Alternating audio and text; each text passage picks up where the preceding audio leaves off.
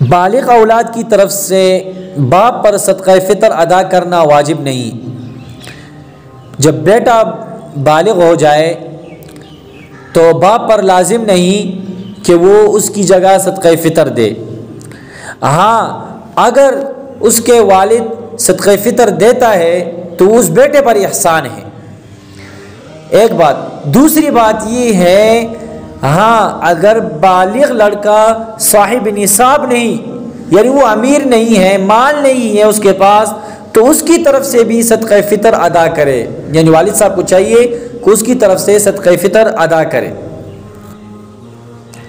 اور اس میں دوسرا مسئلہ ہے، وہ بہت اہم ہے، وہ یہ ہے اگر کوئی بالغ لڑکا یا لڑکی مجنون ہو تو اس کی طرف سے اس کی والد صدقہ فطر ادا کرے، یعنی وہ ملنگ سے ہو یا پاگل ہو تو اس کی جگہ صدقہ فطر جو ہے وہ والدین ادا کریں گے۔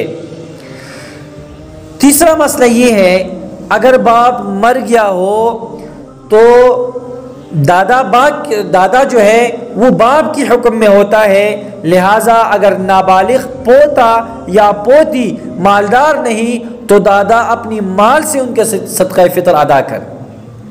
اگر کسی کا باپ نہیں تو دادا جو ہے وہ باپ کے حکم میں ہوتا ہے، یعنی باپ کی جگہ پر ہوتا ہے، تو لہٰذا اگر نابالغ پوتا یا پوتی مالدار نہیں تو دادا اپنی مال سے ان کا صدقہ فطر ادا کرے۔